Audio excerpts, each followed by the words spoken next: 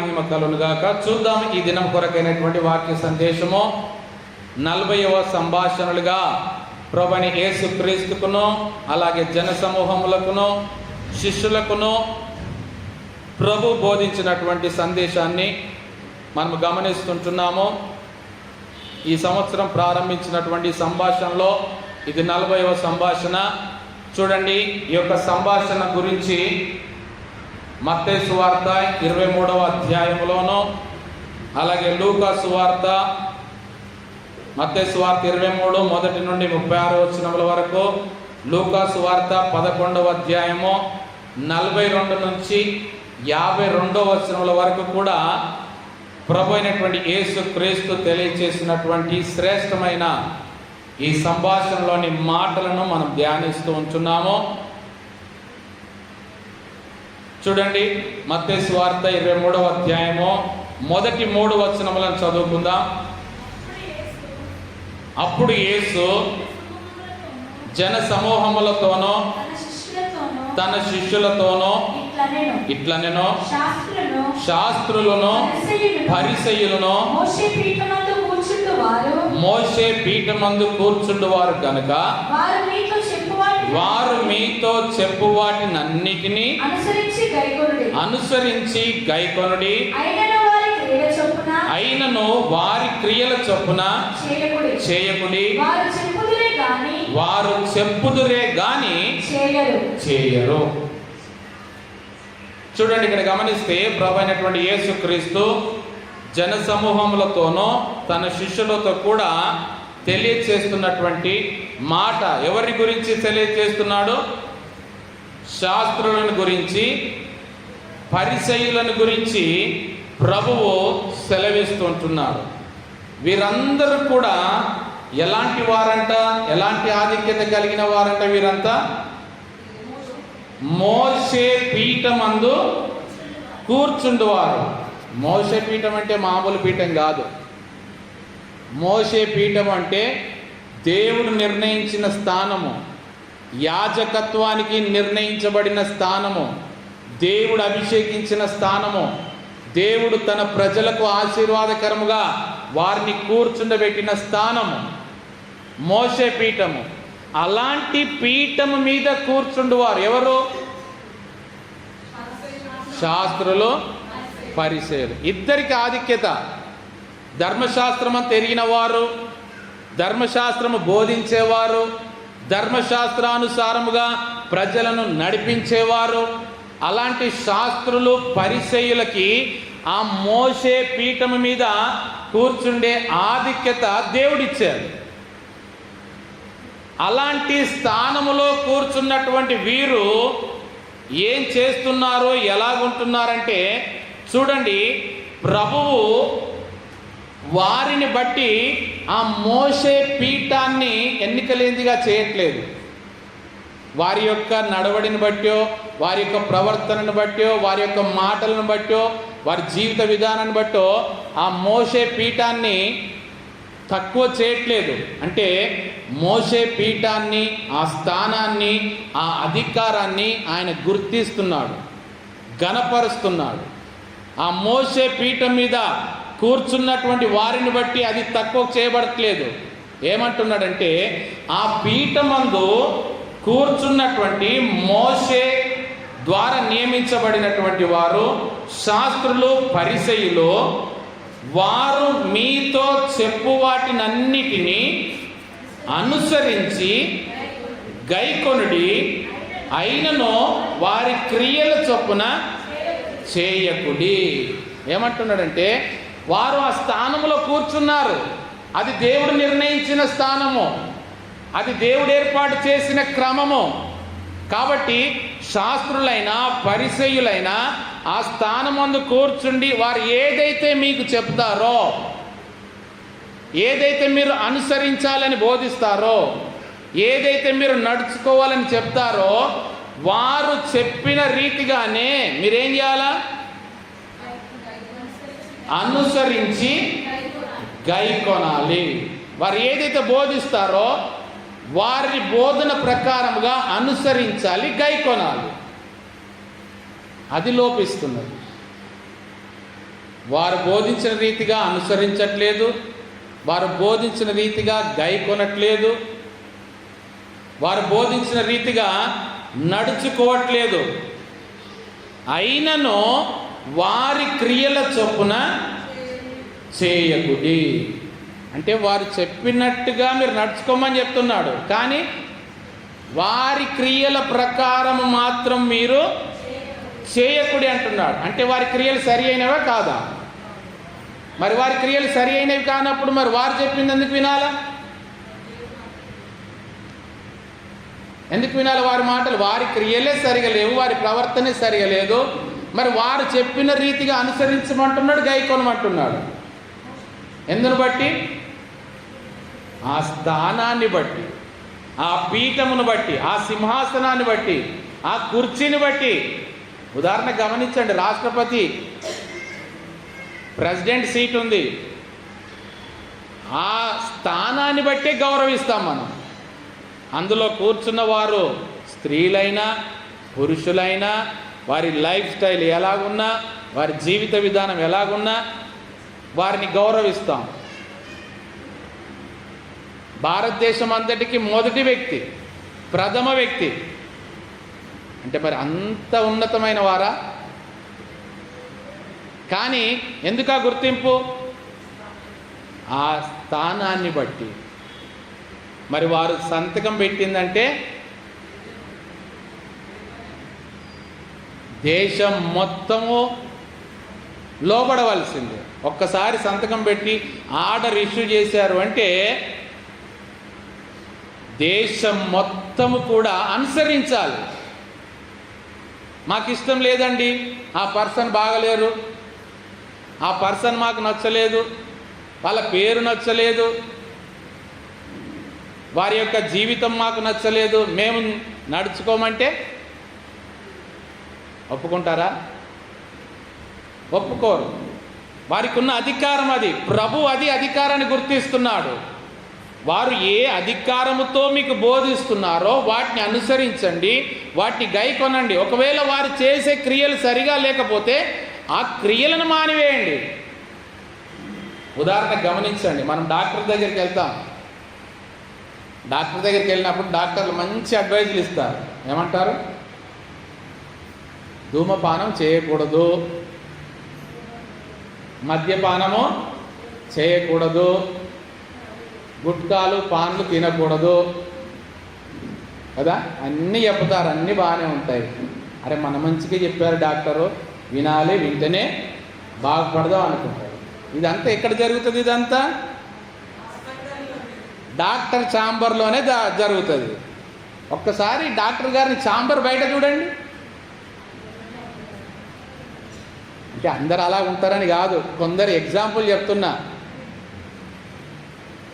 ధూమపానం చేసే వాళ్ళు ఉన్నారు, మద్యపానం చేసే వాళ్ళు ఉన్నారు. అది వారి ఇష్టం, అది పర్సనల్గా. అది నువ్వు ఎక్కడో డాక్టర్ని బయట చూసావు, నన్నేమో తాగద్దని చెప్తాడు,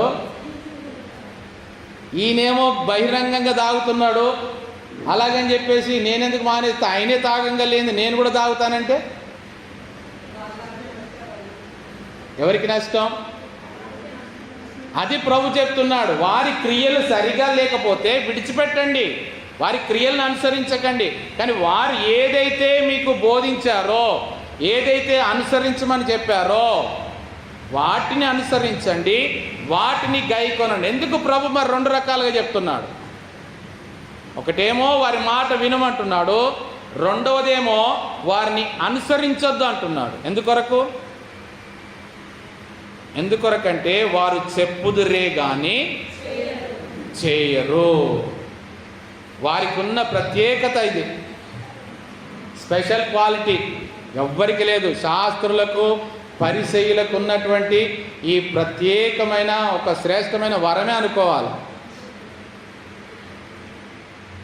కొందరు అంటారు, అబ్బాయి ఎంత బాగా చెప్పారు, ఎంత బాగా మాట్లాడారు, ఎంత బాగా అబద్ధాలు చెప్పారంటే మరి వాళ్ళు చెప్తేనే అతుకుపోయినట్టుంటుంది. అదే నువ్వు చెప్పు. మరి వాళ్ళని అంటాం, మైక్ పట్టుకున్నారంటే అబ్బా ఎన్ని చెప్తున్నారో అంటారు.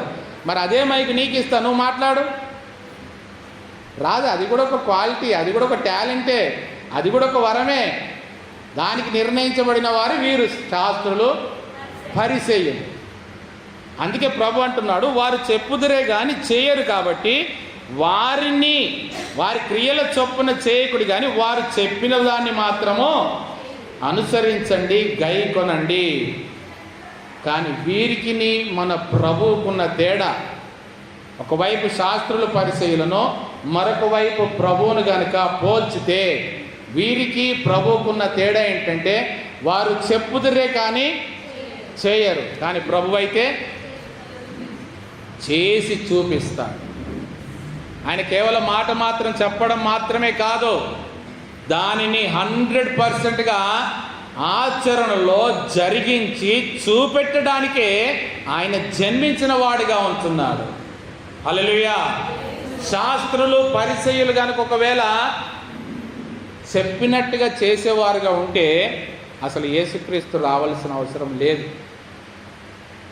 వారు నిజంగా మార్గదర్శకులుగా ఉంటే, వారు నిజంగా మోసే పీఠాన్ని, అధికారాన్ని సరి అయిన రీతిగా నిర్వర్తించేవారుగా ఉంటే ప్రభువైన యేసుక్రీస్తుకి పరలోకాన్ని విడిచిపెట్టి భూలోకానికి ఒక మాదిరి చూపించడానికి రావాల్సిన అవసరం ఉండేది కాదు.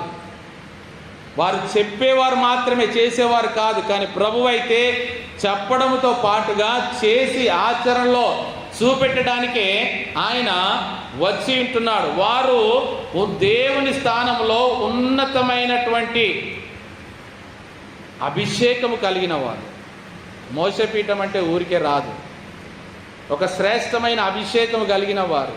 అలాంటి అభిషేకము కలిగిన వారు కూడా తప్పిపోయిన స్థితిలో ఉంటున్నారు, ప్రభువునకు వ్యతిరేకమైన కార్యములను జరిగిస్తున్నారు. అందుకే వారికి ప్రభు మంచి టైటిల్స్ ఇచ్చాడు. వారి టాలెంట్ని కూడా మరి అభినందించాలి కదా.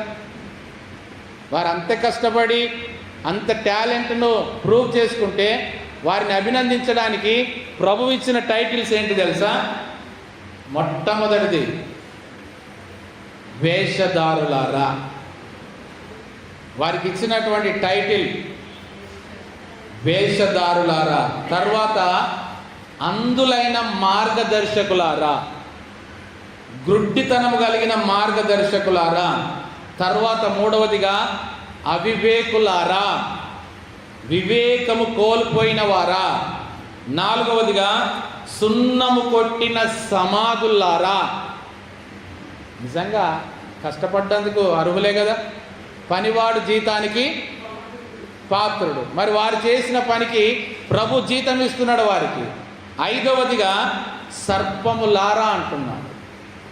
ఈ 23వ అధ్యాయంలోని ఇవన్నీ టైటిల్స్ వారికి ఇచ్చింది. ఆరవదిగా చివరికి ఏమంటున్నాడంటే సర్ప సంతానమా అంటున్నాడు. 6 టైటిల్స్ ఇచ్చారు వారికి ప్రభు. 23వ అధ్యాయంలో ప్రత్యేకముగా వారి గురించి తెలియచేస్తున్నాడు. వేషధారులారా, ప్రభువుకు నచ్చనటువంటి అత్యధికమైన, ప్రభువు అసహించుకునే కార్యం ఏదైనా ఉండదంటే మానవుని జీవితంలో వేషధారణ. దాన్ని మించిన పాపం లేదండి. నరహత్య కాదు, మానభంగం కాదు, దొంగతనము కాదు, అస్సలే కాదు, అబద్ధములు కాదు, ఇవేవి కావు. ఇవన్నీ తర్వాత వస్తాయి లిస్టులో. ఫస్ట్ ఆఫ్ ఆల్ వచ్చేటువంటి లిస్టులో పౌలు గారు అంటారు కదా, పాపులలో నేను ప్రధాన పాపిని. ఆ ప్రధాన పాపం ఏంటంటే వేషధారణ. పాపములలో ప్రధాన పాపం ఏంటంటే వేషధారణ. ప్రభువునికి ఇష్టం లేనటువంటిది, అసహించుకునే దాంట్లో మొట్టమొదటిది వేషధారణ. ఆ వేషధారణ కలిగి ఉండకపోవడము మేలుకరమైన జీవితానికి నిదర్శనం. నేను అందుకే ఇంతకుముందు జ్ఞాపకం చేసింది, అన్యుల కంటే మనం ఎందుకు ఇలాంటి స్థితిలో ఉన్నాం, వారెందుకు అలాంటి స్థితిలో ఉన్నారు అంటే, వారెందుకు ఆశీర్వదించబడినారంటే వారి దగ్గర వేషధారణ లేదు. దేవుని పిల్లల దగ్గర ఉన్నంత వేషధారణ అన్యుల దగ్గర లేదు. వారు తెలియక అక్రమములో ఉన్నారు. మనవారు తెలిసి వేషధారణలో ఉన్నారు, అందుకని ఆశీర్వదించబడలేకపోతున్నారు. మనం అంటాము వారికి దేవుడు లేడు, వారికి రక్షణ లేదు, వారికి బాప్తిస్మం లేదు, వారికి పరిశుద్ధ గ్రంథం లేదు, వారికి ప్రార్థన లేదు. అయినా కూడా వారు మనకంటే మేడలు మిద్దెలు కట్టుకొని వారు హాయిగా ఉంటున్నారు. వారికి ఒక శోధన లేదు, వారికి ఒక వేదన లేదు, వారికి ఒక బాధ లేదు, వారి ఇంట్లో దుఃఖం లేదు. ఎందుకు?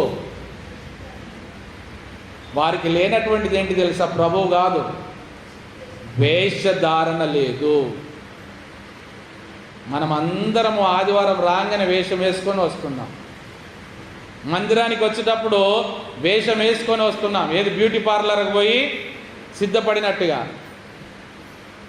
మొన్న ఒక పెళ్ళి సోమవారం నాడు జరిగింది. ఆ పెళ్ళి నేనే జరిగించాలి. 1 రోజుల క్రితమే మాట్లాడారు, డేట్ ఇచ్చాను, కార్డులు ప్రింట్ చేశారు, పంచారు. మా అమ్మగారు లేనందువల్ల నన్ను పెళ్ళికి పిలవలేదు. ఇది మన క్రైస్తవ భక్తి. ఎందుకంటే ఇంకా జ్ఞాపకార్థం కూడా అయిపోలేదు. వీరితో వివాహం జరిపించుకుంటే ఎలాగా శుభకార్యం కదా.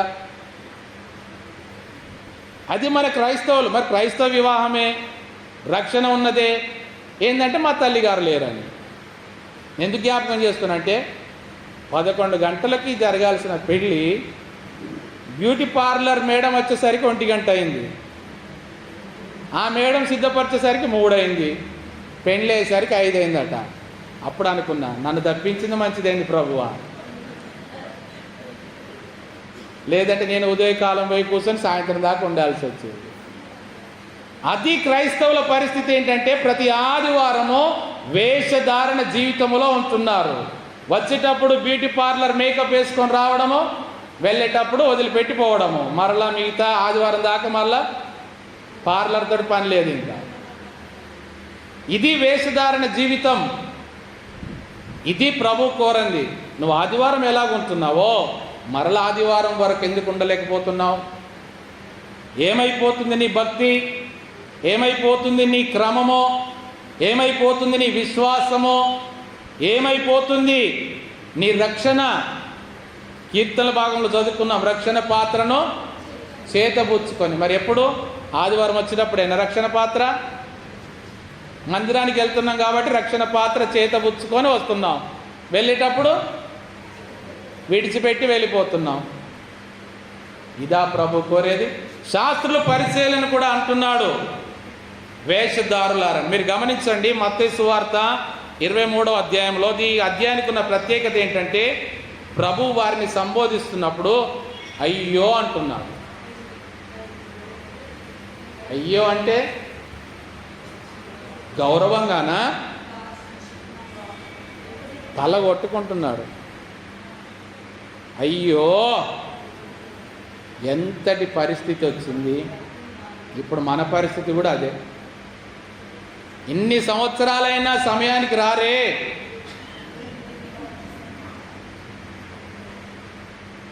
మనమే నవ్వుకోవాలి, ఇంకెవరు నవ్వుకోవద్దు. ఈ అధ్యాయంలో అయ్యో అని 7 సార్లు రాయబడింది. 23వ అధ్యాయంలో శాస్త్రుల పరిశీలన గురించి అయ్యో అని 7 సార్లు ప్రభు సంబోధించాడు. మొత్తం మత్తయి సువార్తలు గమనిస్తే 9 సార్లు ప్రభు అయ్యో అని బాధపడ్డాడు. తర్వాత మార్కు సువార్తలో ఒక్కసారి మాత్రమే రాయబడింది అయ్యో అని. తర్వాత లూకా సువార్త 11వ అధ్యాయంలో 6 సార్లు రాయబడింది. మొత్తము సువార్త మొత్తంలో 9 సార్లు రాయబడ్డది. మొత్తం కనుక లెక్కిస్తే ఎంత అవుతుంది? మత్తయిలో 9, మార్కులో 1, లూకాలో 9, 19. 11వ అధ్యాయంలో 6 సార్ల, మొత్తం లూకా సువార్తలో 9 సార్ల. ఎంత మొత్తం కలిపితే 19. 19లకి ఒకటి తక్కువ చేయండి. 18 సంవత్సరముల దయ్యము పట్టి నడుము వంగిపోయిన స్త్రీ కంటే కూడా ఆ స్త్రీకైనా విడుదల కలిగింది. కానీ ఈ 19 సార్లు అయ్యో అని పలికించుకున్న వీరికి మాత్రము విడుదల లేదు. మరి మన నంబర్ ఎంత? మనకి 18 అయినా బాగుంటుంది. ఎందుకంటే ఎప్పుడో ఒకసారి ప్రభు మనల్ని దర్శిస్తే విడుదలైన కలిగి నడుము వంగిపోయిన స్త్రీ వల్ల లేచి చక్కగా నిలబడతాం. మరి కౌంట్ పెరగనీయకండి, 19లకు రానియకండి, 18 వరకు లిమిట్ పెట్టుకోండి. ఓవర్ లిమిట్గా అయితే డేంజర్. ఇన్నిసార్లుగా ప్రభువు వారిని గురించి బాధపడ్డాడు. అయితే గమనించండి, ఎందుకొరకు వీరిని గురించి ప్రభు ఇంతగా బాధపడుతున్నాడంటే వారి కార్యములేంటో చూద్దాం. వారు చేసిన వ్యతిరేకమైన కార్యములేంటో ప్రభు ప్రత్యేకంగా జన సమూహములకు, శిష్యులకు తెలియజేస్తున్నాడు. వారితో పాటుగా మనకు కూడా తెలియజేస్తున్నాడు. 3వ గుంపు మనదే. ఎంతసేపటికి వారిని అనుకోవడం కాదు, ఆ 3వ గుంపు మనమే. ఒకటి జన సమూహములు, 2వది శిష్యులు, 3వది మనం. చూడండి వారి యొక్క కార్యములు ఎలాగుంటున్నాయటంటే 4వ వచనంలో రాయబడిన మాట, మోయ శక్యము కాని భారమైన బరువులు కట్టి మనుషుల భుజముల మీద వారు పెట్టుదురే గాని తమ వ్రేలితోనైనా వాటిని కదిలింపనొల్లరు. ఇంత శ్రేష్టమైన వారు వీరు. ఏంటంటే దేనికి పనికి వస్తారు వీళ్ళు? భారములను కట్టి మనుషుల యొక్క భుజముల మీద పెట్టడానికే పనికి వస్తారు. వారి వ్రేలితోనైనా కూడా వాటిని కదిలింపనొల్లరు. ఎందుకు? వ్రేలు చిటికన వ్రేలు ఏమైపోతుంది మరి? వాళ్ళ భుజములు పోయినా పర్వాలేదు, మన వ్రేలు మాత్రం బాగుండాలి. మన చిటికన వ్రేలుకు మాత్రం ఏమి అపాయం జరగకూడదు. ఎంత సున్నితంగా కాపాడుకోవాలంటే అంత ఖర్చు పెట్టుకోవాల్సి వస్తుంది. తర్వాత ఎంత సున్నితంగా కాపాడుకుంటామో అంత సున్నితంగా ఖర్చు పెట్టుకోవాల్సి వస్తుంది. వాళ్ళు ఎంత భారములు మోస్తారో అంత విశ్రాంతిలో వారు ఉంటారు. ప్రభు అంటున్నాడు, వారు మోయ శక్యమైన భారములు కట్టి, భారమైన బరువులు కట్టి మనుషుల భుజముల మీద వారు పెట్టుదురే గాని తమ వ్రేలితోనైనను వాటిని కదిలింపనొల్లరు. అలాంటి వారికే అగ్నిగుండంలో లాజరు యొక్క చిటికెన వ్రేలితోనైనా, అబ్రహామా, తండ్రివైన అబ్రహామా, ఆ చిటికెన వ్రేలుతో ఒక నీటి చుక్కనైనా నాకు అనుగ్రహించమని అక్కడ కోరుతున్నారు. వీరికి ప్రభుకు తేడా గమనించండి. వీరేమో భుజముల మీద భారమైన బరువులు పెట్టేవారు, కానీ మన ప్రభువు ఆయన భుజముల మీద రాజ్యభారముండును. యెషయా 9:6లో ఆయన భుజముల మీద రాజ్యభారముండును. వీరికి ఉన్న భారం ఏంటి తెలుసా? యాజకులుగా వీరి వస్త్రముల మీద కేవలం ఆ పేర్లు, ఆ రత్నములు కలిగిన ఈ భారం మోయడమే కష్టం వారికి. వీరికి ఆ భుజముల మీద ఉన్నటువంటి ఆ యొక్క 12 గోత్రముల పేర్లు కలిగిన ఆ పలకలను మోయడమే వీరికి కష్టం. కానీ ప్రభు అయితే ఆ భుజముల మీద దేవుని రాజ్య భారమును ఆయన మీద పెట్టుకుంటున్నాడు. ఇంకా ప్రభుకున్న ప్రత్యేకత ఏంటంటే మత్తయి 11:28లో ప్రయాసపడి భారం మోయిచున్న సమస్త జనులారు. వీరందరూ ఎవరు? ఎవరి బాధితులు వీళ్ళంతా? ప్రయాసపడి భారం మోయిచున్న సమస్త జనులారంటే ఎవరు? ఈ శాస్త్రులు, పరిసయ్యుల భారములు మోసి మోసి అలసిపోయిన వారిని నా యుద్ధకు రండి అంటున్నాడు ప్రభువు. దాన్ని మనం అర్థం కాక సువార్తకు రాసుకుంటూనే పోతాం. పాప భారం చేత, పాప భారం కాదు, దానికంటే ముందు వీళ్ళు పెట్టిన భారం, శాస్త్రులు, పరిసయ్యులు విధించిన భారమైన బరువులు మోయిచున్న వాళ్ళారా నా యుద్ధకు రండి, నేను మీకు విశ్రాంతి కలగజేతును. వారైతే వ్రేలితోటైనా ముట్టుకోలేరు, కానీ నేనైతే మీ భారం అంతా కూడా నా మీద వేసుకుంటాను, నా యుద్ధకు రండి. ఇది ప్రభు కార్యము. దీనిని చూపెట్టడానికి, చేయడానికి ఆయన వచ్చినాడు. తర్వాత 2వ కార్యం చూడండి, 5వ వచనంలో, మనుషులకు కనబడు నిమిత్తము తమ పనులన్నీ చేయుదురు, తమ రక్ష రేకులు వెడల్పుగాను తమ చెంగులు పెద్దవిగాను చేయుదురు. వీరు పనులు చేయాలంటే ఎలా చేస్తారంట? కెమెరా ఉంటేనే పని చేస్తారు, ఫోటోలు తీసే వాళ్ళు ఉంటేనే పని చేస్తారు. ఎందుకు? అప్లోడ్ చేయాలి కదా. అప్లోడ్ చేసుడు కాదు, అప్లోడ్గా తయారవుతాడు.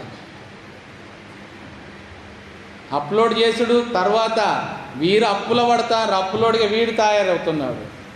మనుషులు కన్నబడవలనని వీరు తమ పనులన్నీ చేయుదురు. కానీ ప్రభువైతే మనుషులకు కనబడవలనని కాదు. ఆయన ఎన్ని గొప్ప కార్యములు జరిగించినా ఏం చెప్పేవాడు? ఎవ్వరితో కూడా చెప్పవద్దని ఆజ్ఞాపించేవాడు. యాయిరు కుమార్తెను లేపినప్పుడు ఈ సంగతి ఎవరికి చెప్పవద్దన్నాడు. ఆ చెవిటి, కన్నులు, నోరు, పక్షవాయువు గలవాడు ఎంతమందిని అప్పుడప్పుడు కొన్ని సందర్భాలు మాత్రమే మీరు వెళ్ళి కనపరుచుకోమన్నాడు, ఇంటి వారికి సాక్ష్యం ఇవ్వమన్నాడు. కానీ ఎక్కువ శాతము ఎవ్వరికి చెప్పవద్దన్నాడు. ఇది శాస్త్రుల పరిశీలకు ప్రభుకున్న ప్రత్యేకత. ఇంకా వీరైతే ఎలాగుంటారట? తమ రక్ష రేకులు వెడల్పుగాను తమ చెంగులు పెద్దవిగా, కుచ్చులు పెట్టుకొని బాగా పెద్దగా చేసుకొని గౌనులు తయారు చేసుకుంటారంట. ఎందుకు? అలంకరణ కొరకు, గుర్తింపు కొరకు. ఆ కుచ్చులు అనేది దేవుడు నిర్ణయించిందే. మోషే ఇచ్చినప్పుడు దేవుడు కొండ మీద దేవుడు సెలవిచ్చిన రీతిగానే మోషే తయారు చేశాడు. కానీ మోషే నియమించిన కొలతల కంటే కూడా వీరు ఇంకా వెడల్పు చేసుకుంటున్నారు. అది సరిపోవట్లేదు. ఎందుకు? హైలైట్ కావట్లేదు జనాలకి. ఈ చెంగులు సరిపోవట్లేదు, దేవుడిచ్చిన చెంగులు సరిపోవట్లేదు. దీన్ని ఏమంటారంటే, దేవుడు నీ కొరకు నియమించిన సరిహద్దుల్లో నీవు అతిక్రమించి వెళుతున్నావు. ఆ చెంగులు రక్షరేకులు అంటే కాంపౌండ్. దేవుడు నీకు నీ కుటుంబం చుట్టూ, నీ ఆశీర్వాదముల చుట్టూ నీకు ఒక కంచె వేశాడు, రక్షరేకుగా నీకు నియమించాడు. కానీ నువ్వు దాటిని తోసి వేసుకొని బయటికి వెళ్తున్నావు. యోబు కుటుంబానికి దేవుడు కంచె వేశాడు. ఆ కంచెలో ఆయన ఉన్నాడు కాబట్టి కాపాడబడ్డాడు, తిరిగి రెండంతలు పొందుకున్నాడు. వాళ్ళ భార్య ఎన్నోసార్లు హెచ్చరించింది, ఒక్కసారి గేటు దాటి రాదా? ఎంతసేపు కాంపౌండ్లోనే ఉంటావా? ఒక్కసారి ఆ కాంపౌండ్ దాటి బయటికి రావరాదా? మనకు తెలుసు కదా గీత దాటితే ఏమైందో.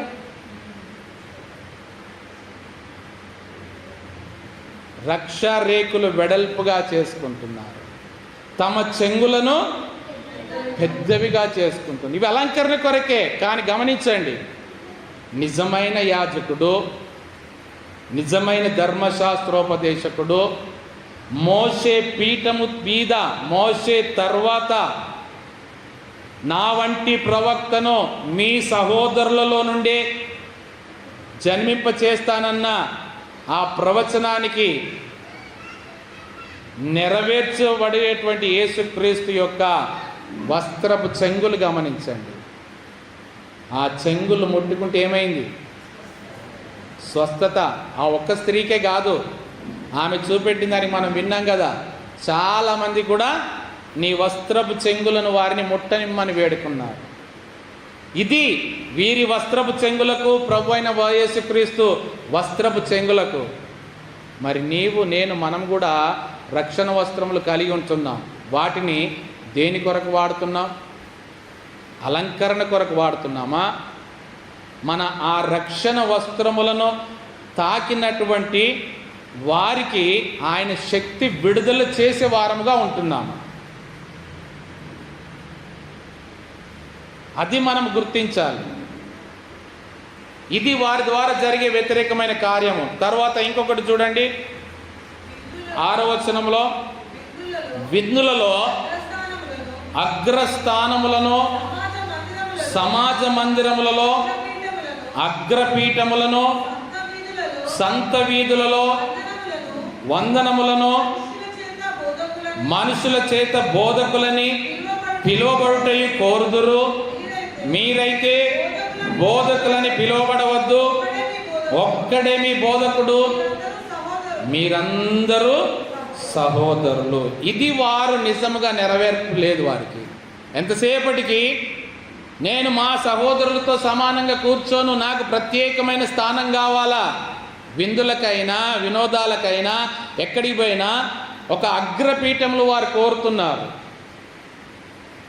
మోషే స్థానము నీకు ఇచ్చాడు, మోషే పీఠం నీకు ఇచ్చాడంటే దానికి మాదిరికరంగా జీవించాల్సింది పోయి అగ్రపీఠములు వారు కోరుతున్నారు. సంత వీధులలో వందనములను కోరుతున్నారు. అంటే ఎంతసేపటికి ఎదుటివారి నుండే గౌరవించబడాలని కోరుతున్నారు.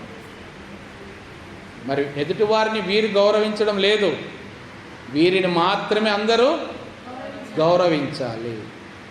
ఇంకా మనుషుల చేత బోధకులని పిలువబడుటయి కోరుదురు, మీరైతే బోధకులని పిలువబడదు. ఒక్కడే మీ బోధకుడు, మీరందరూ సహోదరులు. ఈ సహోదర ప్రేమ కొరవడింది వారిలో.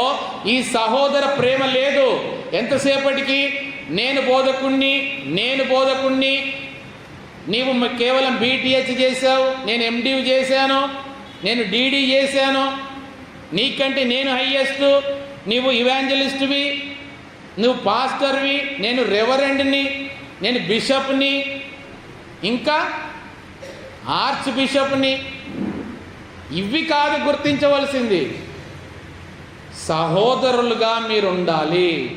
అందుకే ప్రభువు వారికి బోధించినంత కాలం బోధించాడు, చివరికి మీరందరూ నా సహోదరులు, నా స్నేహితులు అని చెప్తున్నారు. ఇది కొరవడింది.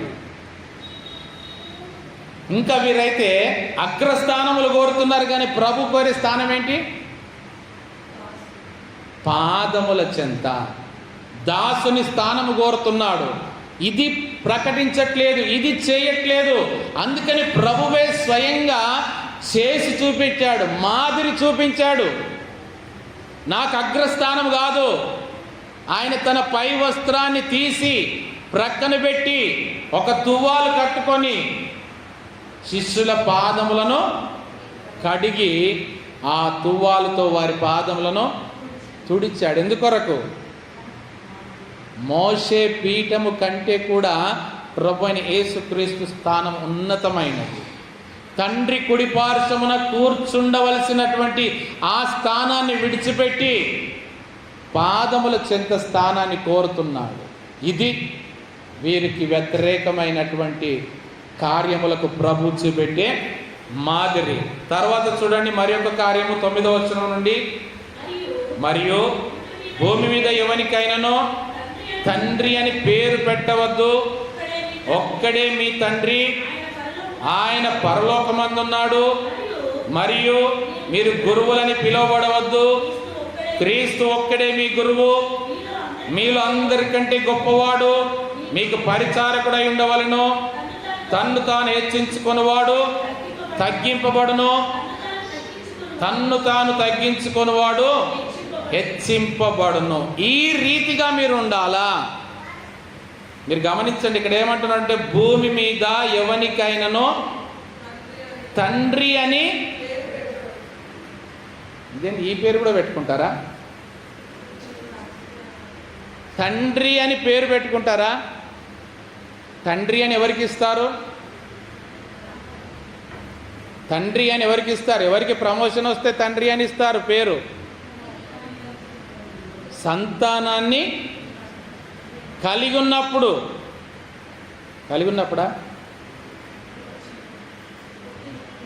సంతానాన్ని కన్నప్పుడు. కలిగి ఉండాలంటే నలుగురు తీసుకొచ్చి అడాప్ట్ చేసుకుంటూ సరిపోతుంది. ఇది కాదు తండ్రి పేరు. నీవు సంతానాన్ని కన్నప్పుడు నీవు తండ్రివైతావు. అందుకే తండ్రి అని పేరు పెట్టుకున్నంత మాత్రాన కాదు, తండ్రి అని పేరు పెట్టుకోకూడదు. మీరు నిజముగా తండ్రి అని పేరుకు సార్థకత కలిగించాలి అంటే మీరు పిల్లల్ని కనాలి. మరి వీరి దగ్గర ఆ సిస్టమ్ లేదు, పిల్లల్ని కనే సిస్టమ్ లేదు.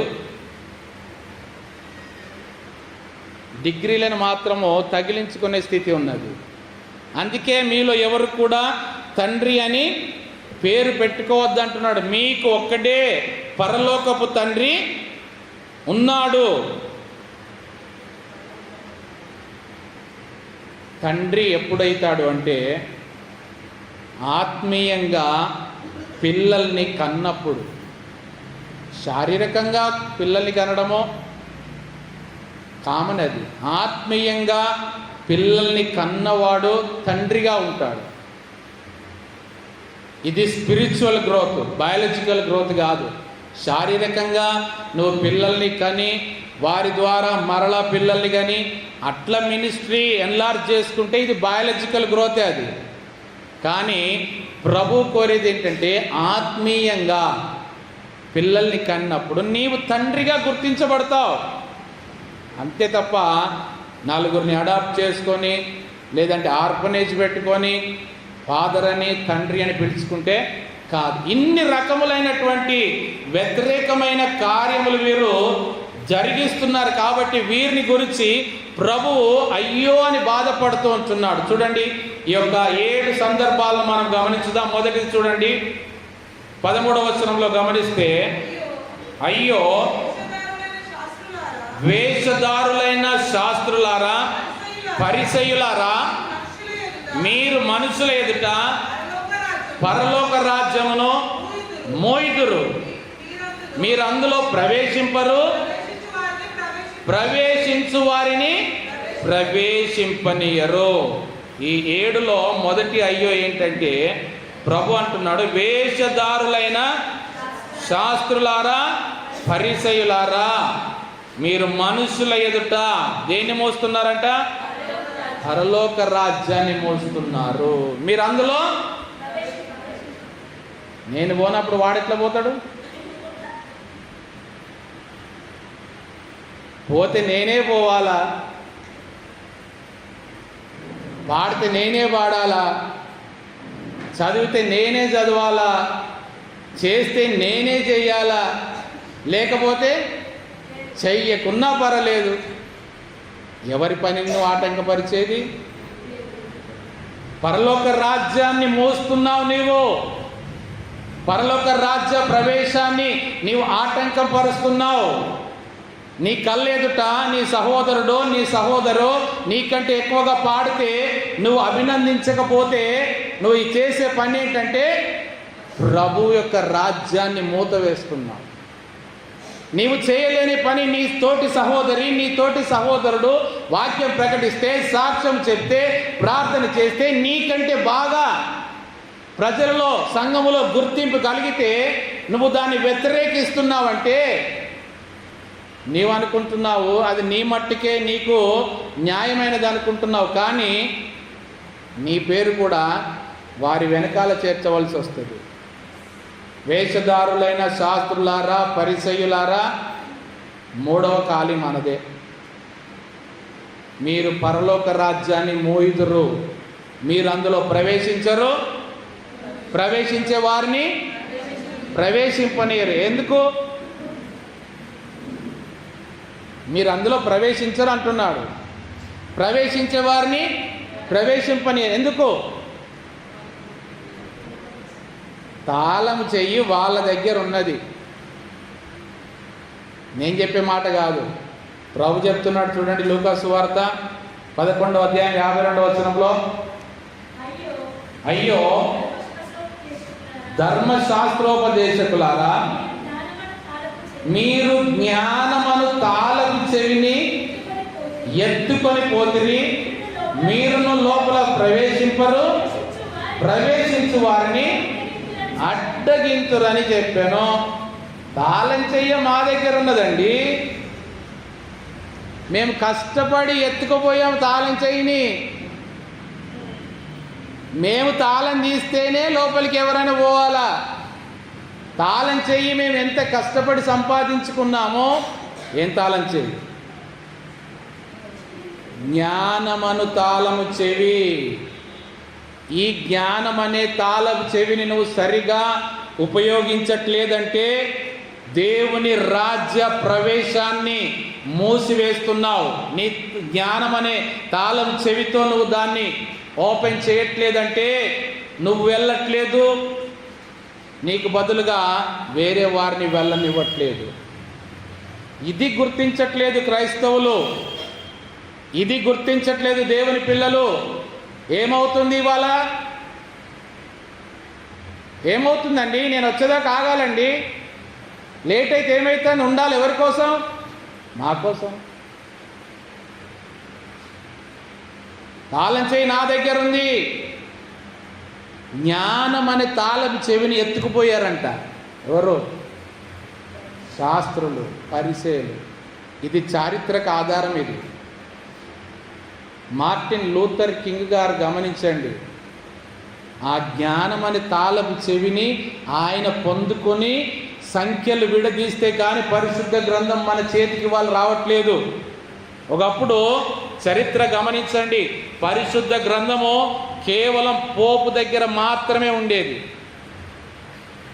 ప్రపంచంలో భూలోకం అంతట్లో కూడా ఇటలీ, రోములో ఒక పోపు దగ్గర మాత్రమే పరిశుద్ధ గ్రంథం ఉండేది. దానికి ఇనుప సంఖ్యలు వేసి తాళం వేసి ఉంచేవారు. ఎవ్వరు తీయడానికి లేదు. ఎందుకు? అందరు పాపులు. ఆయన ఒక్కడు మాత్రమే పవిత్రుడు.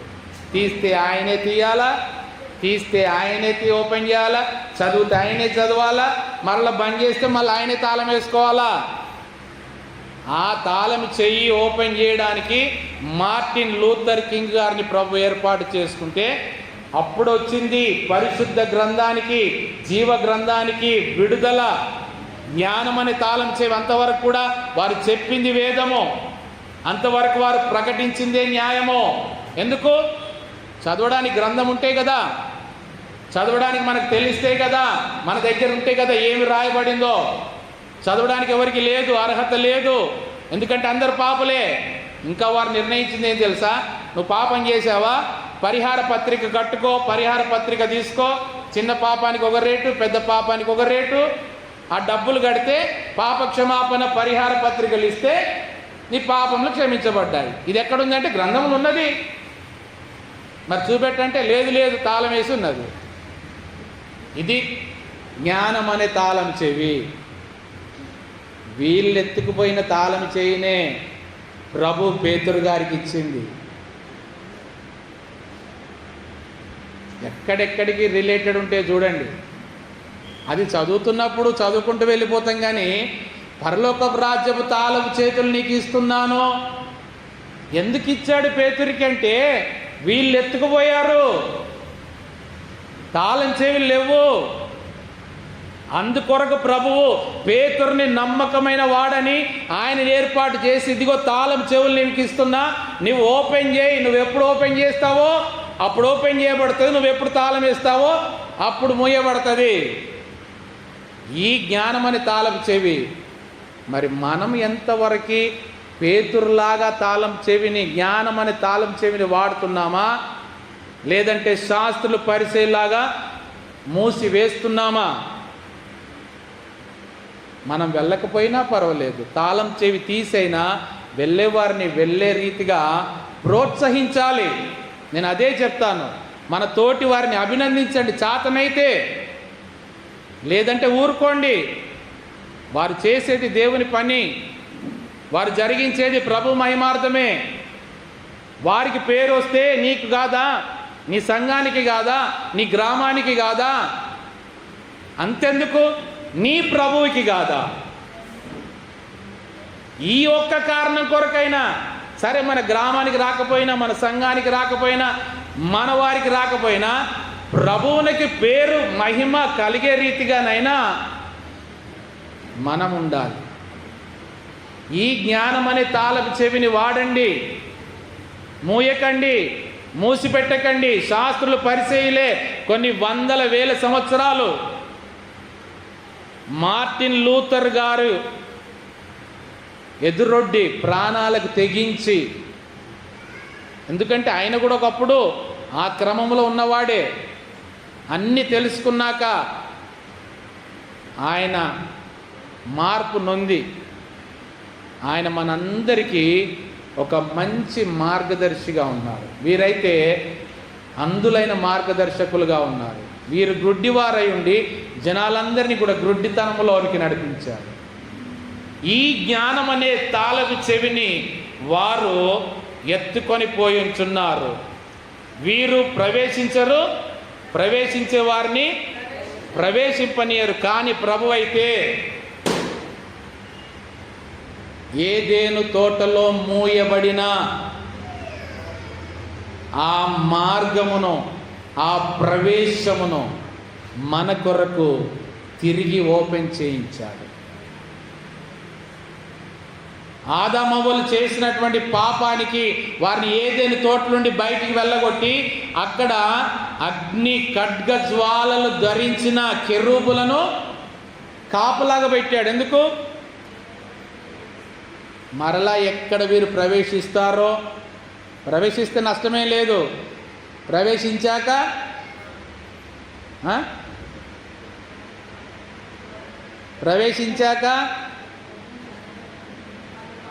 జీవ వృక్ష ఫలం ఎక్కడ భుజిస్తారో, వీళ్ళు కూడా తాళం వేసేది అందుకే. లోపలికి వెళ్తే మాకంటే ముందు ఎక్కడ జీవ వృక్ష ఫలములు భుజిస్తారో, తింటే నేనే మొదట తినాలా, నేనే ఆ నిత్య జీవం పొందుకోవాలా. కానీ ప్రభు అయితే ఆ ఏదైనా తోటకు వేయబడిన ఆ కంచెను, ఆ మార్గాన్ని, అగ్ని ఖడ్గ జ్వాలలను దూరపరిచి ఆయనే ఒక మార్గముగా వేయబడ్డాడు. ఆ మార్గము గుండా అనేకులు అందులోనికి ప్రవేశించాలని, ఇది శాస్త్రులు పరిచర్యలు చేయనటువంటిది ప్రభు ద్వారా జరిగిన కార్యం ఇది. మరి ప్రభు చూపిన మార్గంలో మనం ఎందుకు ప్రయాణం చేయట్లేదు? మనము కూడా దేవుని దగ్గరికి రావలసిన వారికి మనము తెలియకుండానే ద్వారాన్ని మూసివేస్తున్నాం. తెలియకుండానే, తెలిసి కాదు, తెలియకుండానే. ఎందుకంటే వారు మనల్ని చదువుతున్నారు, అన్యులు మనల్ని చదువుతున్నారు. వారు బైబిల్ చదవరు, బైబిల్ను పట్టుకున్నటువంటి మనల్ని చదువుతున్నారు. వారు చెప్పే ఒకటే ఒక కారణము, యేసుక్రీస్తును అంగీకరించండి అంటే వారు యేసుక్రీస్తు దేవుడు కాడని అనరు, యేసుక్రీస్తు రక్షకుడు కాదని అనరు, యేసుక్రీస్తు అందరి కొరకు చనిపోయాడని తెలుసు, తిరిగి లేచాడని తెలుసు. మరి ఎందుకు నమ్మరయ్యా అంటే, ఆయనను అనుసరిస్తున్న మీరు ఎలాగున్నారో చూసి మనమే వారి ద్వారాన్ని మూసివేస్తున్నాం. ఏదైనా తోటలోనికి వారు రాకుండా, వారు ప్రవేశించకుండా, ఆ జీవవృక్ష ఫలములు తినకుండా మన నోటి ద్వారా, మన ప్రవర్తన ద్వారా, మన మాట తీరు, మన క్రియల ద్వారా వారిని దూరపరుస్తున్నాం. మనం గుర్తించట్లేదు. ఈ జ్ఞానం అనే తాళపు చెవిని మనము వాడట్లేదు.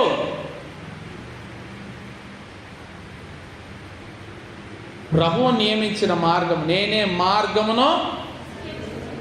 నీవు సత్యం కాకపోవచ్చు, నీవు జీవం కాకపోవచ్చు, కనీసం మార్గమై ఉండండి. ఎందుకంటే సత్యం మనలో లేదు, ఆయన ఒక్కడు మాత్రమే సత్యవంతుడు. జీవం మనలో లేదు, ఆయనలో మాత్రమే జీవం ఉన్నది. కనీసము ఆ మొదటి మార్గములోనైనా మనము కూడా ఒక మార్గముగా వారు ప్రవేశించడానికి ఏం చేయాలా? ఆ ఖడ్గ జ్వాలలకి అడ్డుపడి మనం ఒక బ్రిడ్జిగా వారిని మన మీద నుండి దాటిపోనివ్వాలి. అది మనము మార్గమై ఉండడం అంటే. రెడ్ కార్పెట్ పరిచి మైకులలో ఆహ్వానం పలికి పిలిస్తే కాదు మార్గం. మనల్ని మనము తగ్గించుకొని, మనల్ని మనము చనిపోయిన స్థితిలోనికి మార్చబడినప్పుడు మన మీద గుండా వారు వెళ్ళగలగాల. యేసుప్రభులాగా మరణించాల్సిన అవసరం లేదు.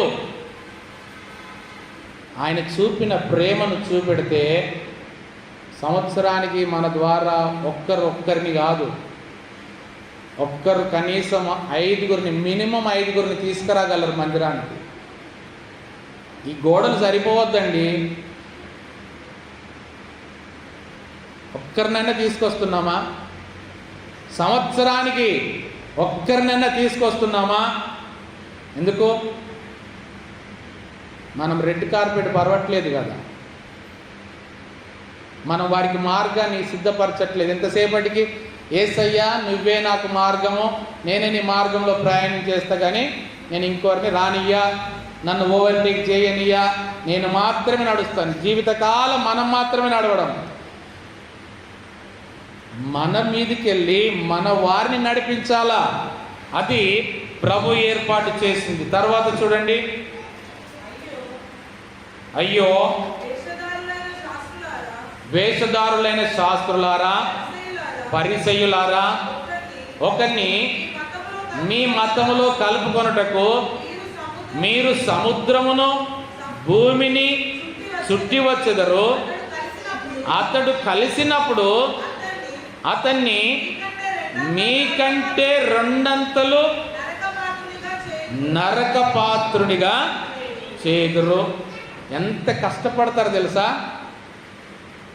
మనం కూడా సువార్త ప్రకటించామంట. వాళ్ళు ప్రకటించినంత సువార్త మనం కూడా ప్రకటించాం. ఎంత కష్టపడుతున్నారట. ఒకరిని మీ మతములో కలుపుకొనుటకు మీరు సముద్రమును భూమిని చుట్టి వచ్చెదరు. కొలంబో ఒక్కసారి భూమిని చుట్టి వచ్చే అమెరికాను కనుగొన్నాడు. ఒక దేశమే తయారు చేయబడ్డది ఒక్క కొలంబో వ్యక్తి ద్వారా. కొలంబసేనా? మరి వీరు కూడా ఒక్కడిని ప్రభు రక్షణలోనికి నడిపించడానికి ప్రయాసపడతారు, మంచిదే. సముద్రంలో ప్రయాణం చేస్తారంట, భూమిని చుట్టి వస్తారట వారు రక్షణ పొందాలని. కానీ చివరికి వారు కలిసినప్పుడు అతన్ని మీకంటే రెండంతలు నరకపాత్రునిగా చేస్తారట. ఎందుకు?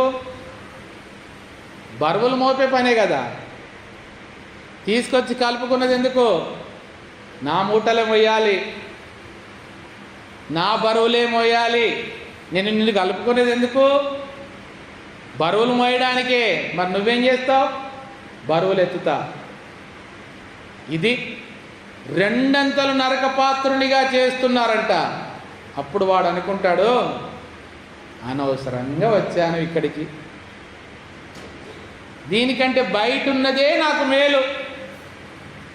బయట నేను స్వేచ్ఛగా ఉన్నాను, పాపములో స్వేచ్ఛగా ఉన్నాను, దోషములో స్వేచ్ఛగా ఉన్నాను, అసత్యములో స్వేచ్ఛగా ఉన్నాను. కానీ సత్యములోనికి వచ్చాక బంధకంలో పడిపోయాను. రెండంతల నరకపాత్రునిగా చేస్తారంట. కానీ ప్రభువైతే నరక కుమారుని, కింద పుట్టినోట్ల అర్థం ఏంటి? నరక కుమారునిగా చేస్తారంట వాళ్ళు. అంటే నరకానికి వారసుడిగా, సాతానికి కుమారుడిగా చేస్తారంట.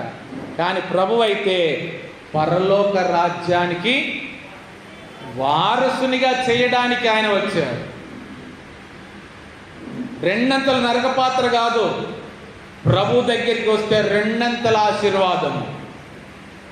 దేవుని దయందును మనుషుల దయందును, భూ సంబంధమైన ఆశీర్వాదములు, పరలోక సంబంధమైన ఆశీర్వాదములు. ఇది నిజమైన సువార్త ప్రకటించి ఒక పాపిని పరిశుద్ధతలోనికి నడిపిస్తే వాడు పొందుకొనవలసిన ఆధిక్యతలు.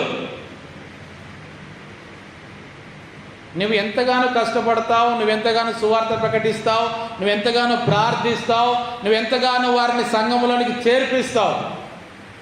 కానీ వారెందుకు దూరం అవుతున్నారు అంటే నీ ప్రవర్తన సరిగా లేక. అవి కూడా వెళ్తున్నాయి స్పాంటేనియస్గా. చాలామంది సంఘాలు విడిచిపెట్టి పోవడానికి కారణం అది కూడా ఒకటి. ఎంతసేపటికి కలుపుకోవడానికే ప్రయత్నిస్తున్నావు, కానీ కలుపుకున్నాక వారిని నిలుపుకోవడానికి నువ్వు ఎంతగా ప్రయాసపడుతున్నావు. వారికి సంఘం అంటే ఇష్టం లేక కాదు, వాక్యము సరిగా లేక కాదు, ప్రార్థన సరిగా లేక కాదు. ఎందుకు దూరం అవుతున్నారు? మనం సరిగా లేక. ప్రక్కదారికి ఎందుకు వెళ్తున్నారు? వేరే స్థలాలకు ఎందుకు వెళ్తున్నారు? మనల్ని బట్టి. మనమే మార్గం మూసేస్తున్నాం. అది చేయకూడదని ప్రభు చెప్పేది. తర్వాత చూడండి 16-17 వచనాలు. అయ్యో అందులైన మార్గదర్శకులారా, ఒకడు దేవాలయము తోడని ఒట్టు పెట్టుకుంటే అందులో ఏమీ లేదు కానీ దేవాలయములోని బంగారము తోడని ఒట్టు పెట్టుకుంటే వాడు దానికి బద్ధుడని మీరు చెప్పుదురు. అవివేకులారా, అందులారా ఏది గొప్పది? బంగారమా? బంగారమును పరిశుద్ధపరచు దేవాలయమా?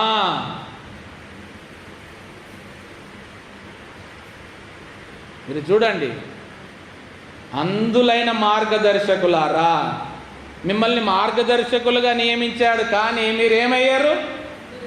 అందులైపోయారు. అతిశయముతో, గర్వముతో కళ్ళు మూసుకుపోయినాయి. చూడలేని స్థితి. ఎవరిది? సంసోనిది. వివేకం కోల్పోయాడు, అవివేకిగా మార్చబడ్డాడు. దేవుడు అనుగ్రహించిన శ్రేష్టమైన అభిషేకాన్ని మర్చిపోయాడు. గ్రుడ్డివాడిగా కళ్ళు ఊడబెరకబడ్డాయి. అలాంటి స్థితి. వీరేమంటున్నారంటే, ఒకడు దేవాలయము తోడని ఒట్టు పెట్టుకుంటే, బంగారము తోడని ఒట్టు పెట్టుకుంటే వాడు దానికి బద్ధుడని మీరు చెప్పుదురు. దేవాలయం తోడని ఒట్టు పెట్టుకుంటే అందులో ఏమీ లేదు. అంటే వీరికి కావలసిన తోడు ఏ తోడు కావాలా? బంగారం తోడైతే మంచి. దేవాలయం తోడైతే ఏం ప్రయోజనం? ఎందుకు? అమ్ముకుంటే పనికి వచ్చేది బంగారం. దేవాలయం అమ్ముకోలేం కదా. ఎంతసేపటికి దృష్టి బంగారం మీదనే. కానీ ప్రభు అంటున్నాడు, దేవాలయం తోడని పేరు ఒట్టు పెట్టుకుంటే దేవాలయం గొప్పది, అందులో ఉంటున్న బంగారం కాదు. బంగారాన్ని పరిశుద్ధపరచు దేవాలయము గొప్పది అంటున్నాడు ప్రభు. అంటే దేవాలయం అంటే ఏంటి? దేవాలయం అంటే ఏంటి? మనకేమర్థమైంది ఇన్ని సంవత్సరాలలో? ఇప్పుడు చదివిన మాటను బట్టి చెప్పండి.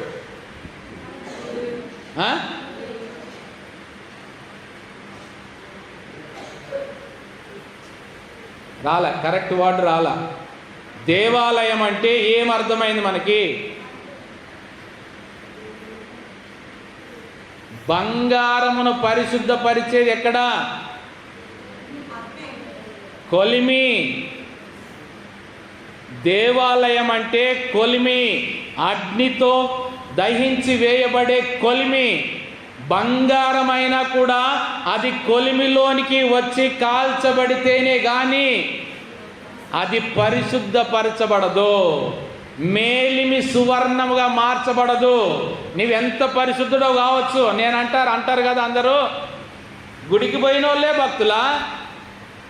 మేము బయట ఉన్న వాళ్ళం భక్తులం కాదా? వాళ్ళకంటే మేమే 100 పాలు నయం. మంచిదే, నువ్వు బంగారానివే. కానీ ఆ బంగారం కూడా రావాల్సింది ఎక్కడికి? కొలిమిలోనికి రావాల్సిందే. ఆ కొలిమిలో కాల్చబడవలసిందే. యోబుకే తప్పలేదు. నోటి ద్వారా కానీ, కన్నుల ద్వారా కానీ, క్రియల ద్వారా కానీ శ్రేష్టమైన బంగారము అయినప్పటికీ కూడా ఏమంటున్నాడు? శోధింపబడిన మీదట నేను సువర్ణముగా మారెదను. ఆల్రెడీ సువర్ణమే, మేలిమి సువర్ణముగా మార్చబడేది శోధనలోనే. ఆ శోధనలు ఎక్కడ? మందిరానికి వస్తేనే. అందుకే అంటారు, దేవాలయం పోతే ఏమున్నదయ్యా, దేవుని నమ్ముకుంటే ఏమున్నదయ్యా, శోధనలు తప్ప. శోధనలు రావడానికి మంచా చెడా గుర్తిస్తే కదా. నువ్వు 50,000 పెట్టి 60,000 పెట్టి తులం బంగారం కొని అది శ్రేష్టమైనదా కాదా అనేది ఎప్పుడు తెలుస్తుంది?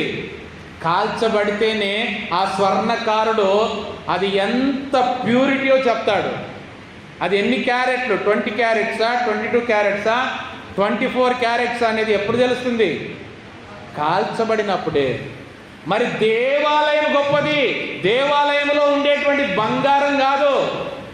బలిపీఠము తోడని పెట్టుకుంటే బలిపీఠం మీద అర్పణము గొప్పదని వీళ్ళు అంటున్నారు. కానీ ప్రభు అంటున్నాడు, అర్పణము కాదు గొప్పది, అర్పణాన్ని దహించి వేసి పరిశుద్ధపరచు బలిపీఠం గొప్పది. అది ప్రభు సెలవిస్తున్నాడు. అవివేకులారా ఇంకెప్పుడు గుర్తిస్తారు? మీ దృష్టి ఎంతసేపు బంగారం మీద కాదు, మీ దృష్టి ఎంతసేపు అర్పణల మీద కాదు, వాటిని పరిశుద్ధపరిచే దేవాలయం మీద ఉండాలా, బలిపీఠం మీద ఉండాలా.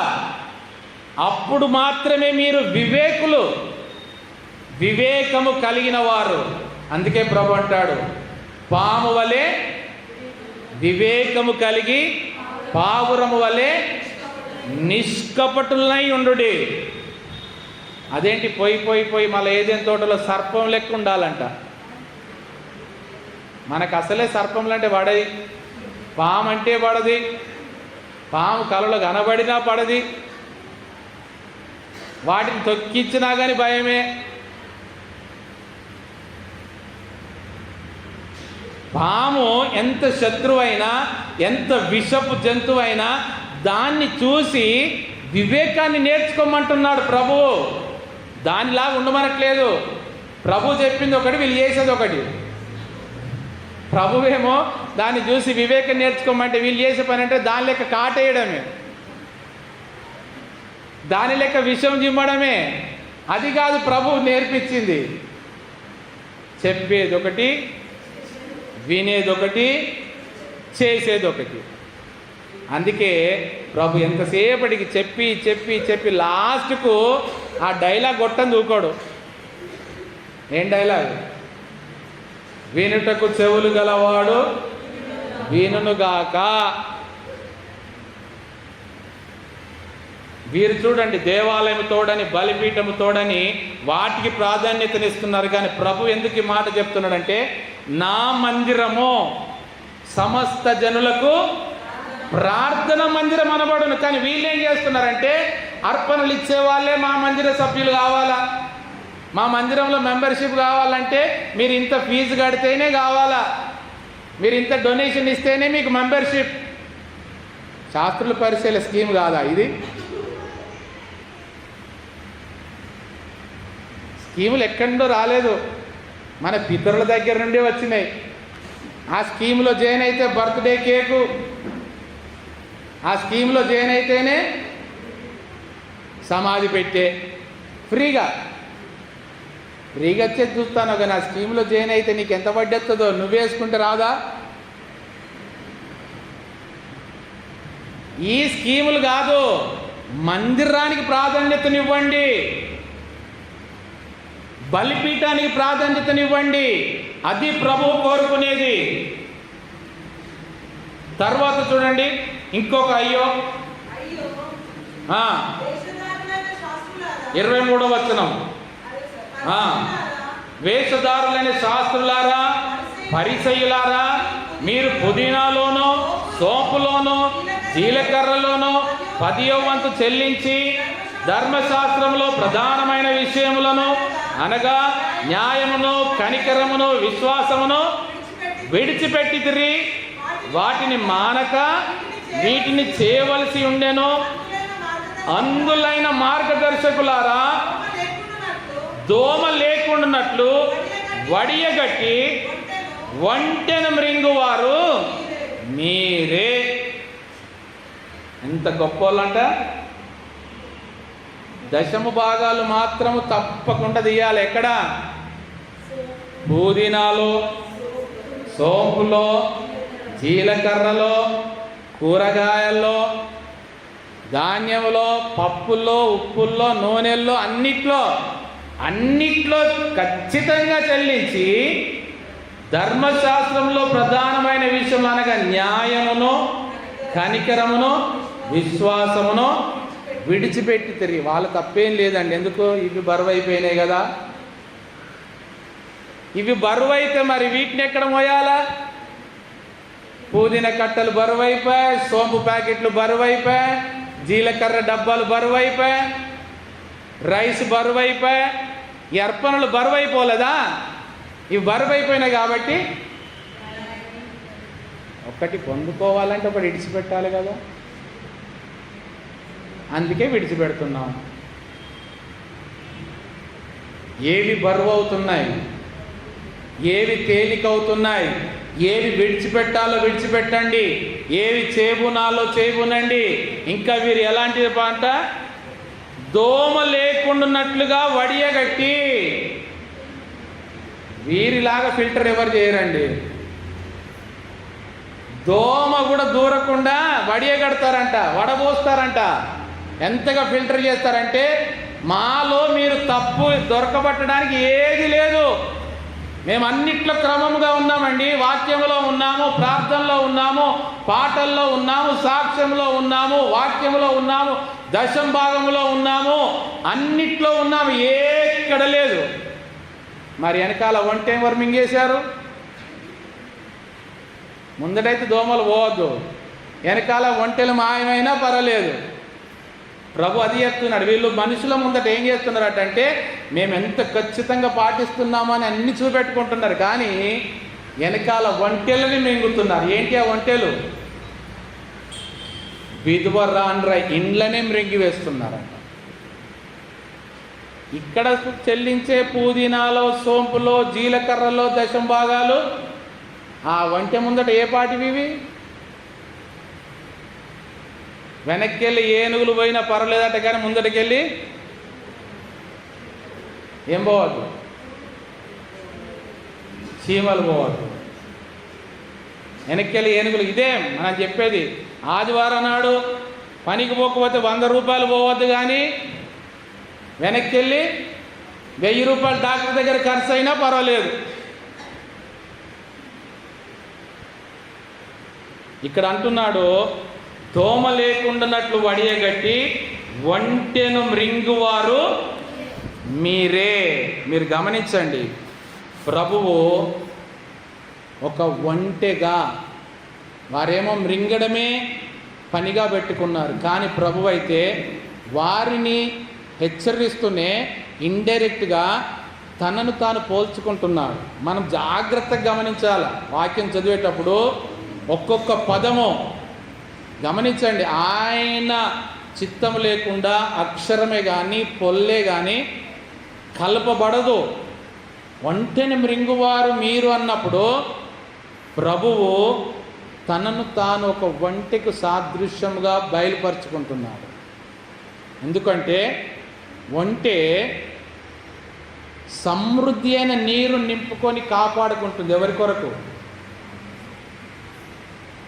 తనను ఆశ్రయించిన యజమాని కొరకు. ఎడారి ఓడగా ప్రయాణంలో దాహము తీర్చడానికి, తన యజమానుడికి దప్పిక తీర్చడానికి తన ప్రాణాన్ని బలి ఇచ్చి ఆ ఒంటెలో ఉన్నటువంటి ఆ నీటి ఊట, నీటి ట్యాంకు, స్టోరేజ్ ట్యాంకు అది బయటికి రావాలంటే అది బలియాల. అది చనిపోయి ఆ దాహం తీరుస్తుంది. వారికి ఆహారం అవసరమైతే ఎడారిలో ఏమి దొరకకపోతే ఆ ఒంటెను వధించి ఆ మాంసమును భుజిస్తారు. ఒక ఆహారముగా తన శరీరాన్ని ఇవ్వడానికి ఒక ఒంటెగా మార్చబడ్డాడు. దప్పిగొన్న వారికి జీవజలమునివ్వడానికి, తనలో ఉన్నటువంటి ఆ యొక్క నీటి ఊటనివ్వడానికి తను ప్రాణం నర్పించాడు. ఇలా ఉండాల్సినటువంటి మీరు మృంగడమే పనిగా పెట్టుకుంటున్నారు. ప్రభు అంటున్నాడు, నేను ఒక ఒంటెగా నా పిల్లల కొరకు, నన్ను ఆశ్రయించిన నా యజమానుడికి నేను ఒక దాసునిగా, ఒక శ్రేష్టమైన ఆహారముగా మార్చబడుతున్నా, ఒక శ్రేష్టమైన జీవము, దప్పికను తీర్చే జీవ జలముగా నేను మార్చబడుతున్నాను అంటున్నాడు. మరి మనం ఎంతవరకు ఆయనను మాదిరి చూపెడుతున్నాం? ఆయన పిల్లలముగా ఆయన ఆహారం అవసరమైన వారికి ఎంతగా పంచుతున్నాం? ఒంటెలను మృంగుతున్నామా? ఒంటెలను ఖర్చు చేస్తున్నామా? దప్పిక కలిగిన వారికి జీవజలమును మనము ఇవ్వగలుగుతున్నామా? అందుకొరకు మనల్ని మనము సమర్పించుకోవడం అంటే నిబంధన ప్రార్థన చేసుకుంటే కాదు. సమర్పణ చేతులెత్తి సమర్పించుకుంటున్నానని ఒప్పందం చేసుకుంటే కాదు. నీ ద్వారా జీవాహారం పంచబడితే, నీ ద్వారా జీవజలం పంచబడితే, నీవు చనిపోతేనే పంచబడుతుంది. నువ్వు బ్రతికుండగా పంచబడదు. చనిపోతే అంటే శారీరకంగా కాదు, ఆత్మీయంగా నీవు అలాంటి స్థితిలోకి వస్తే అప్పుడు నీ యొక్క సమర్పణ. తర్వాత చూడండి, అయ్యో 25వ వచనంలో, అయ్యో వేషధారులైన శాస్త్రులారా, పరిసయ్యులారా, మీరు గిన్నెయు పల్లెమునో వెలుపడ శుద్ధి చేయుదురు గాని అవి లోపల దోపుతోనో అజితేంద్రియత్వముతోనో నిండి ఉన్నది. గ్రుడ్డి పరిసయ్యుడా, గిన్నెయు పల్లెమునో వెలుపల శుద్ధి అగినట్టుగా ముందు వాటి లోపల శుద్ధి చేయుము. ఇది మా చేత కాదండి. అవుతుందా? అవుతుందా? గిన్నెలను పల్లెములను బయట పెట్టి శుద్ధి చేయమంటే 100 నిమ్మకాయల శక్తి కలిగినది.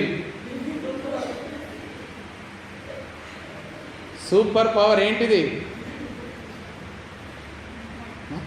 అసలు మీరు ఎప్పుడు వాడదే మరి పేరు వస్తలేదు. దానితో శుద్ధీకరణ చేయమంటే ఇయ్యాలి. రేపు ఇంకా దానికంటే సులువైంది వచ్చింది తెలుసా? నీళ్ళలో పాత్రలను పెట్టి కొద్దిగా లిక్విడ్ వేస్తే చాలు, నువ్వు రుద్దాల్సిన అవసరం కూడా లేదు. అదే మొత్తం క్లీన్ చేసి వచ్చేస్తున్నాయి. వీరి పని పైన శుద్ధీకరించడమే, పైన మేకప్ వేయడమే, పైకి నీతిమంతులుగా కనిపించుకోవడమే. కానీ లోపల ఉన్న అక్రమం శుద్ధి చేయబడట్లేదు. అది వారి వల్ల కాదు. ఎందుకు? వారు కూడా మనుషులే. కానీ నీ గిన్నె లోపల అజితేంద్రియత్వాన్ని శుద్ధీకరించగలిగేది కేవలము ప్రభు అయిన యేసు క్రీస్తు యొక్క రక్తము మాత్రమే. గట్టిగా చప్పట్లు కొట్టి ఆయన గణపరచుదాం. ఆయన రక్తము ద్వారా తప్ప ఏ మానవుడి గిన్నె శుద్ధీకరణ కాదు. ఆయన రక్తమును వినియోగిస్తేనే తప్ప ఏ మానవుని హృదయం అనే పాత్ర, హృదయం అనే గిన్నె, హృదయంలో ఉన్నటువంటి అజితేంద్రియత్వము శుద్ధీకరించబడదు. అందుకొరకే ఆయన వచ్చి ఉంటున్నాడు. తర్వాత 6వది చూడండి, 27వ వచనంలో, అయ్యో వేషధారులైన శాస్త్రులారా, పరిసయ్యులారా, మీరు సున్నము కొట్టిన సమాధులను పోలి ఉన్నారు. అవి వెలుపల శృంగారముగా అగుపడును గాని లోపల చచ్చిన వారి ఎముకలతోనూ సమస్త కల్మషముతోనూ నిండి ఉన్నవి. అలాగే మీరు వెలుపల మనుషులకు నీతిమంతులుగా అగుపడుచున్నారు గాని లోపల వేషధారణతోనూ అక్రమముతోనూ నిండి ఉన్నారు. ఎలాంటి సమాధులంట? సున్నము కొట్టిన సమాధుల అంట. ఇవాళ రేపు సున్నం కొట్టాల్సిన అవసరం లేదు. ఎందుకు?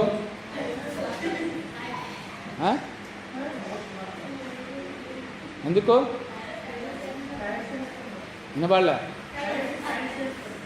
టైల్స్ మామూలుయే, గ్రానైట్ ఇప్పుడు మార్బుల్స్, గ్రానైట్స్. ఇక సున్నంతో పని ఏమున్నది? ప్రభు అంటున్నాడు, సున్నము కొట్టిన సమాధుల్లారా, మీరు పైకి నీతిమంతులుగా అగుపడుచున్నారు కానీ లోపల చచ్చిన వారి ఎముకలతోనూ సమస్త కల్మషముతోనూ నిండి ఉన్నవి. వెలుపలనే నీతిమంతులు అగుపడుచున్నారు కానీ లోపల వేషధారణ అక్రమముతో నిండి ఉన్నారు. కానీ ప్రభు అంటున్నాడు, మీరు ఎంతసేపటికి సున్నం కొట్టుకుంటున్నారు. ప్రతి సంవత్సరం సమాధుల తోటకి, సమాధుల పండుగకి రాగానే సున్నాలు కొడుతున్నారు, శుభ్రంగా కనబడుతున్నారు. కానీ నేను మీలా ఉండటానికి రాలేదు. నా సమాధికి సున్నం అవసరం లేదు. ఎందుకో? నా సమాధి ఎప్పుడు కూడా తెరవబడిన సమాధి. నా సమాధిలో చచ్చిన వారి ఎముకలు ఉండవు. నా సమాధిలో వేషధారణ ఉండదు. నా సమాధిలో అక్రమం ఉండదు.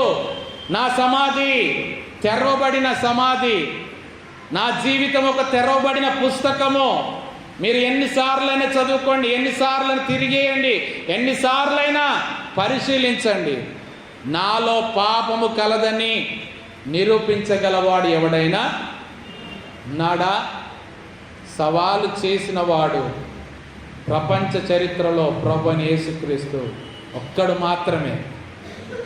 ఆ ఒక్కడి సమాధి మాత్రమే తెరవబడిన సమాధిగా ఉంటున్నది. మిగతా సమాధులన్నీ కూడా సున్నం కొట్టిన సమాధులుగా ఉంటున్నాయి. మరి మన సమాధి ఎలాగుంది?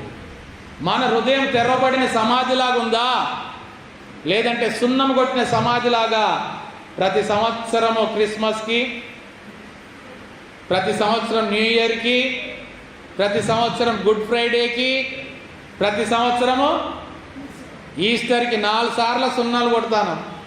ఎందుకు? గ్రానైట్లు ఎత్తలేం కదా. ఒక్కసారి గ్రానైట్ వేసి సున్నం కొట్టిన సమాధి కాకుండా తెరవబడిన సమాధి అయితే ఎంత బాగుండునో. మనం ఎలాగుంటున్నాం? ఇంకా చివరిది చూద్దాం, చూడండి. 29వ వచనంలో చివరి 7వది అయ్యో. అయ్యో వేషధారులైన శాస్త్రులారా, పరిసయ్యులారా, మీరు ప్రవక్త సమాధులను కట్టించుచు నీతిమంతుల గోరీలను శృంగారించుచు మనము మన పితరుల దినములో ఉండిన ఎడల ప్రవక్తల మరణ విషయంలో వారితో పాలివారమై ఉండకపోదుమని చెప్పుకొందురు. అందువలననే మీరు ప్రవక్తలను చంపిన వారి కుమారులై ఉన్నారని మీ మీద మీరే సాక్ష్యం చెప్పుకొనుచున్నారు. మీరును మీ పితరుల పరిమాణమును పూర్తి చేయుడి. సర్పములారా, సర్ప సంతానమా, నరక శిక్షను మీరెలాగూ తప్పించుకొందురు. అందుచేత ఇదిగో నేను మీ యొద్దకు ప్రవక్తలను, జ్ఞానులను, శాస్త్రులను పంపుచున్నాను. మీరు వారిలో కొందరిని చంపి సిలువ వేయుదురు, కొందరిని మీ సమాజ మందిరములో కొరడాలతో కొట్టి పట్టణము నుండి పట్టణమునకు తరుముదురు. చివరి వచనంలో ఇవన్నీ ఈ తరము వారి మీదికి వచ్చునని మీతో నిశ్చయముగా చెప్పుచున్నాను. మీరు చేసేది ఏంటంటే వారి పితరుల పరిమాణాన్ని పూర్తి చేస్తున్నారంట. వారి పితరులు ఎంత పెద్ద గొప్ప కార్యాలు చేశారని. ప్రవక్తలను చంపారు, నీతిమంతులను చంపారు. అలాంటి రక్తము చిందించిన వారికి ఏం చేస్తున్నారంట? సమాధులను కట్టించి వాటిని శృంగారించుచు మనము మన పితరుల దినంలో ఉండిన ఎడల ప్రవక్తల మరణ విషయంలో పాలివారమై ఉండకపోదుమని చెప్పుకొందరు. వారి పితరుల స్టాండర్డ్ గమనించండి. వారి లెవెల్ ఎక్కడా, వీళ్ళ లెవెల్ ఎక్కడా? ఆ స్టాండర్డ్ మీకు రాదు. కానీ అయినప్పటికీ కూడా మీరు ఇవన్నీ చేస్తున్నారంటే ఏం చేస్తున్నట్టు లెక్క? మీరు మీ మీద మీరే సాక్ష్యము చెప్పుకొనుచున్నారు. ఇంకోరు సాక్ష్యం ఏదండి? మా సాక్ష్యమే చాలు. పిల్లికి ఎలుక సాక్ష్యం పనిచేస్తుందా? మా మీద సాక్ష్యం చెప్పాలంటే మాకు మేమే పోటీ, మాకు మేమే సాటి, ఇంకెవరు పనికిరారు. ఇలాంటి శ్రేష్టమైన ఆధిక్యత కలిగిన వారు తమ పితరుల పరిమాణములో పాలివారై ఉంటున్నారు. కానీ ప్రభు అయితే తన తండ్రి యొక్క దేవుని రాజ్యంలో మనందరినీ పాలి భాగస్థులనుగా చేయుచున్నాడు. దేవుని రాజ్యంలో తనతో కూడా సమానమైన పాలు మనకు అనుగ్రహించబడాలని ఆయన తనకు సహోదరులుగా మనల్ని ఎంచుతున్నాడు. తండ్రి యొద్ద కుమారుడికి ఏ స్థానం అవుతున్నదో ఆ కుమారుని సహోదరులముగా మనకు కూడా శ్రేష్టమైన ఆ సమానత్వం అనే ఆ ఆశీర్వాదాన్ని, ఆ స్థానాన్ని ఇవ్వడానికి మనల్ని పాలి భాగస్థులనుగా చేయుచున్నాడు. వివాహ దినమున ప్రమాణం చేస్తున్నప్పుడు పెళ్లి కుమారుడు పెళ్లి కుమార్తెతో, పెళ్లి కుమార్తె పెళ్లి కుమారుడితో నిన్ను నా యొక్క పాలి భాగస్థునిగా, నిన్ను నా యొక్క పాలి భాగస్థురాలినిగా, కొన్నిసార్లు పలకడానికి కూడా కష్టమైపోతుంది, ఎందుకంటే ప్రాక్టీస్ లేదు కదా. పాలి భాగస్థునిగా నువ్వు ప్రమాణం చేస్తున్నావంటే నువ్వు మరలా ఏమి రాసియాల్సిన అవసరం లేదు. ఎందుకు? నీ గురించి లోకమే సాక్ష్యం.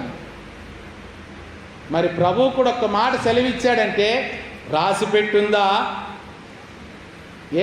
నీ భార్యకు నీ ఆస్తి మీద నువ్వేమైనా రాసిస్తేనే కానీ ఆమెకు చెల్లుబాటు అవుతుందా? మరి నీ కొరకు ప్రభు ఇంతకంటే ఇంకా శ్రేష్టమైనది ఏమి రాసియాలా? రాసి పెట్టుందా అంటే నీ పేరు మీద మళ్ళీ ఒకటి ప్రింట్ చేయాలా? వాళ్ళ పేర్లు పనికి రావట్లేదా నీకు?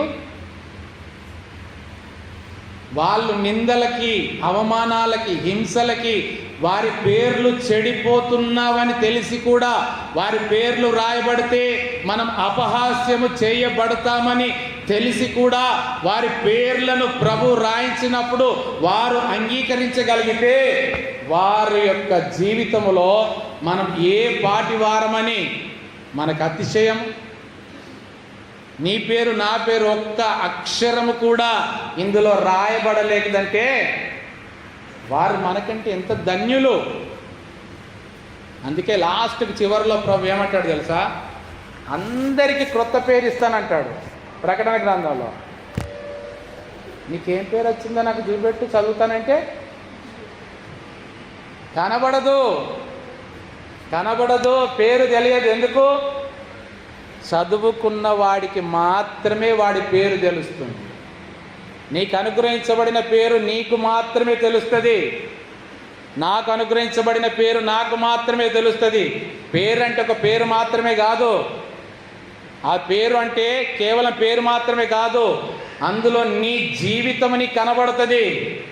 నువ్వు చేసిన క్రియలకు నువ్వు ఎంతగా ప్రతిఫలము పొందుకున్నావో, ఎన్ని వరములు పొందుకున్నావో, ఎన్ని ఫలములు పొందుకున్నావో నీకే తెలియచేస్తుంది.